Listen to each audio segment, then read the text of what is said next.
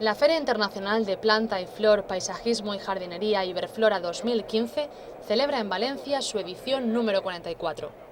En esta ocasión cuenta con un total de 400 expositores, 25 más que en la pasada edición.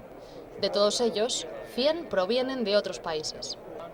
La feria ha sido inaugurada por la consellera de Agricultura, Medio Ambiente, Cambio Climático y Desarrollo Rural, Elena Cebrián. La consellera ha destacado que Iberflora está consolidada como un excelente foro de negocios para los sectores representados y sus empresas.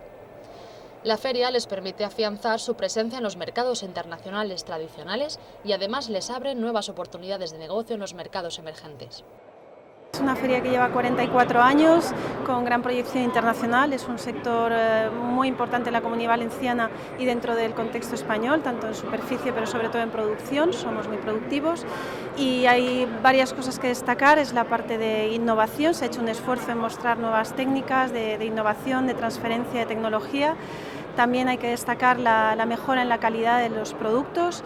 Y también esa mejora en la calidad dirigida a la sostenibilidad de las plantaciones y también en el ámbito no solo de la horticultura y la jardinería, sino en el ámbito del urbanismo y de la jardinería urbana en las ciudades.